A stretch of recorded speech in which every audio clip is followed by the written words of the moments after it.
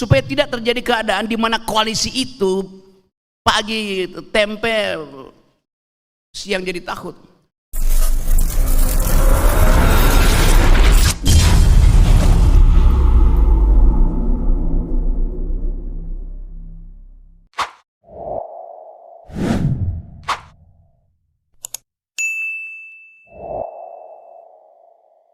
Oke,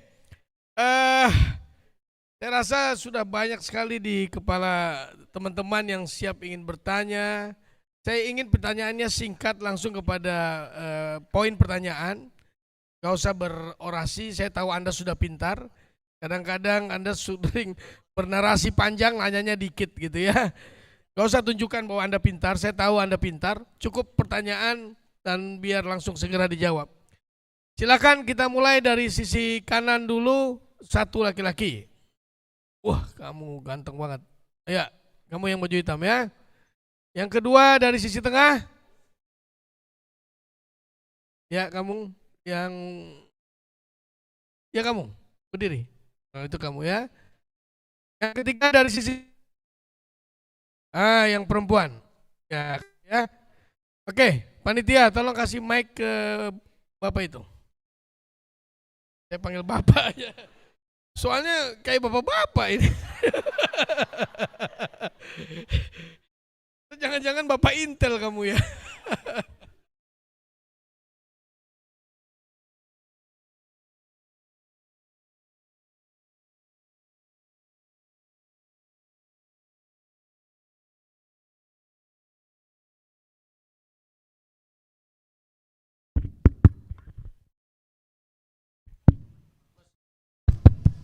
Cek cek cek cek cek Satu, cek. dua, satu. Oke. Baik, assalamualaikum warahmatullahi wabarakatuh. Mungkin perkenalkan, nama saya Ahmad Junaidi dari teman-teman BMKM Unmul.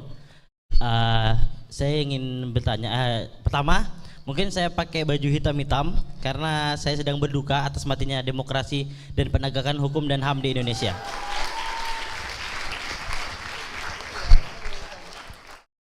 Baik, mungkin saya singkat aja karena mungkin nanti banyak teman-teman yang ingin bertanya. Mungkin di pemilihan presiden mungkin kan dari 3 visi misi calon presiden yang sudah dipaparkan dalam runtutan acara kemarin, bahwa tidak adanya secara spesifik bagaimana penanganan pelanggar HAM.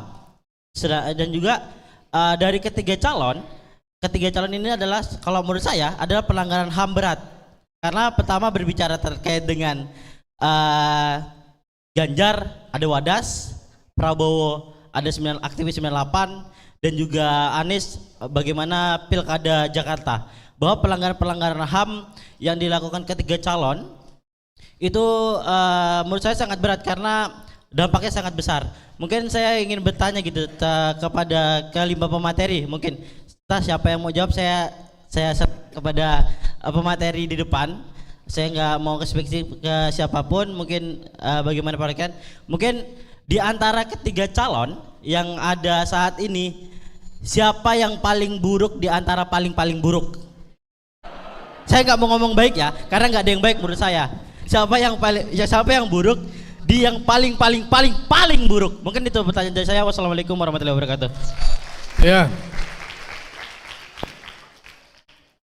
Yang paling buruk adalah yang mengusung mereka.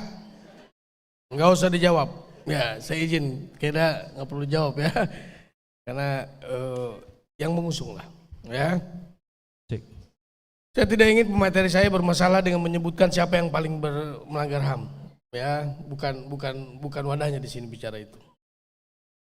Setuju Bang? Atau perlu dijawab?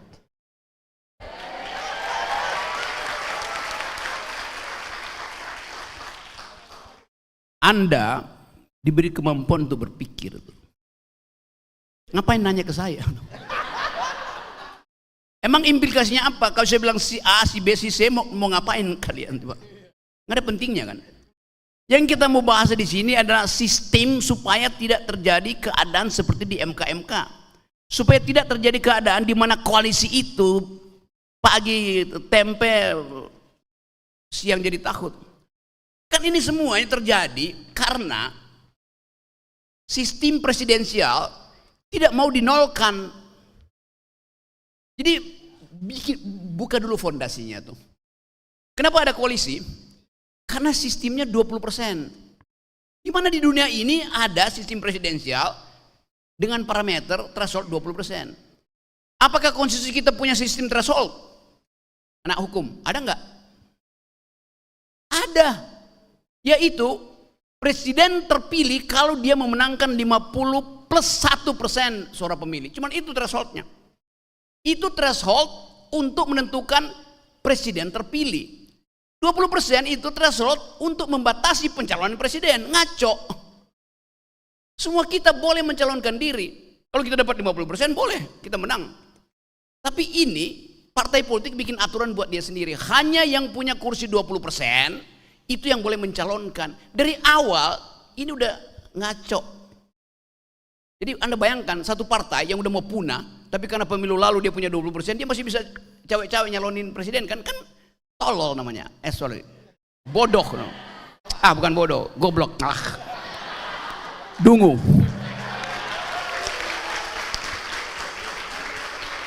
Jadi begitu. Jangan lagi bertanya siapa-siapa, Anda periksa aja sendiri tuh. Karena itu pertanyaan konyol, itu pertanyaan wartawan pun, siapa yang akan jadi presiden? You nggak bisa pikir sendiri bahwa dari awal saya 2 kali pergi ke Mahkamah Konstitusi untuk minta judicial review ditolak. Nah sekarang partai-partai tersiksa. Koalisi itu dalam teori ilmu politik dari awal sampai akhir konstan, namanya koalisi itu. Ini koalisi pagi hari dipimpin Pak Jokowi. Begitu Pak Jokowi makan siang, koalisinya berubah, tergantung menunya. Malam berubah lagi, mana ada koalisi berubah-ubah? Tuh, itu berubah-ubah mengikuti otak kepala negara yang berubah-ubah.